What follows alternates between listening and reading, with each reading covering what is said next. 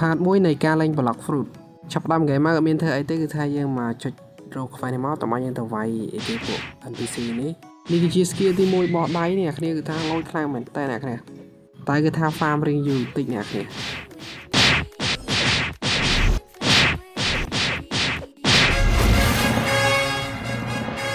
តោះមកយើងធ្វើការអាប់កម្លាំងដៃនេះមកអ្នកគ្នា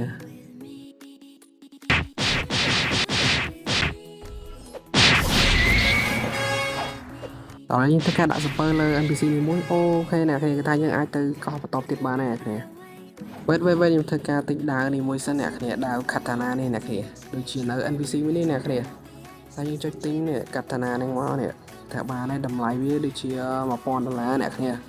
អូខេឥឡូវយើងបានដាវប្រើហើយតោះឥឡូវយើងធ្វើការចេញទូកទៅកោះផ្សេងអ្នកគ្នាហើយគោលដៅរបស់យើងកោះបន្ទាប់គឺជាកោះ Chang'e អ្នកគ្នាដែលគឺជាកោះមួយដែលមានស្វាយអញ្ចឹងអ្នកគ្នាតោះឥឡូវខ្ញុំធ្វើដំណើរមកដល់អញ្ចឹងគោលដៅរបស់យើងគឺទៅរកខ្វេះអ្នកគ្នាគឺថាខ្វេះវាឲ្យស្លាប់ស្វាយអញ្ចឹងទៅតែមុនទៅយើងធ្វើការ set home មួយសិនអ្នកគ្នាកុំឲ្យយើងចង់មកវិញអីវាស្រួលអញ្ចឹងតោះឥឡូវយើងធ្វើការផ្សំខ្វេះទាំងអស់គ្នាអ្នកគ្នាគឺថាខ្វេះដំបូងឲ្យស្លាប់ monkey ទេ monkey នេះទូចទេអ្នកគ្នាគឺថាស្លាប់6ក្បាលអញ្ចឹងទៅតោះឥឡូវយើងធ្វើការមកតេស្តដាវថ្មីរបស់យើងអ្នកគ្នាថាវាឈឺអត់អ្នកគ្នាអូអ្នកគ្នាគឺថាវាអត់សូវឈឺទេចាញ់ដៃទេអ្នកគ្នាដៃស៊ី18ដាវស៊ីតែ9ទេចឹងខ្ញុំស្រេចចិត្តតែប្រើដៃទេតើឥឡូវថាខ្ញុំបានបាញ់ខ្វេះហើយគោលដៅរបស់យើងក៏វាឡើងតាមហ្នឹងដែរគឺថាយើងទៅស្លាប់ស្វាកូរីឡាអ្នកគ្នាខ្វេះរបស់វានៅទី2អ្នកគ្នាខ្វេះវាគឺថាស្លាប់ស្វាកូរីឡាចំនួន8អ្នកគ្នា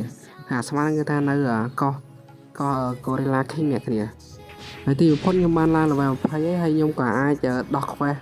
នេះបានដែរអ្នកគ្នាដាក់ខ្វេះកូរីឡា King អ្នកគ្នាយើងត្រូវស្លាប់កូរីឡា King អីចឹងតមកធ្វើការ kill Gorilla King ទាំងអស់គ្នាអ្នកគ្នាគឺថាខ្ញុំពិតជាសង្ឃឹមថាមែនតើដាក់មកស្គីទី1មកគឺថាវាយយកចប់តដល់អីបរាជ័យបើផ្សោតអ្នកគ្នាគឺថាយើងទៅវាយទៀតហើយអ្នកគ្នាហើយយើងហែទឹកមកអ្នកគ្នាសារតែយើងអត់មាន fruit ចឹងយើងអាចហែទឹកបានអ្នកគ្នានេះគេឃើញអត់ពេញប៉ះទឹកទៅអីចុងពេលនេះមកពីណាចុងចុង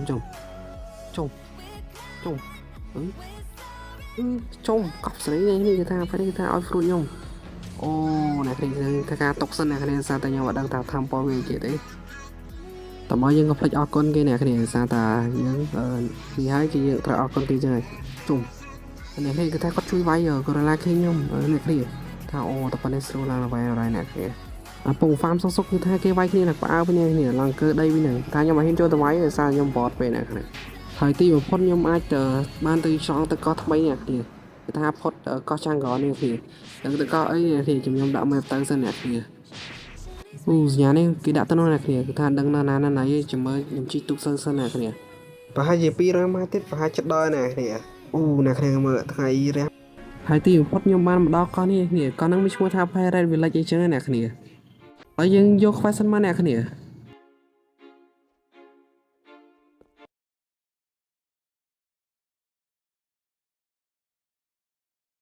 ហើយបន្ទាប់ពីការ farm យ៉ាងយូរខ្ញុំបានតកោះ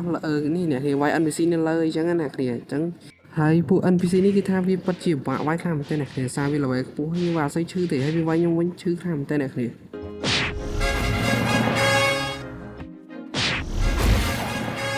ថាឥឡូវនេះខ្ញុំបាន level 49ហើយចឹងខ្វះតែមួយ level ទៀតទេ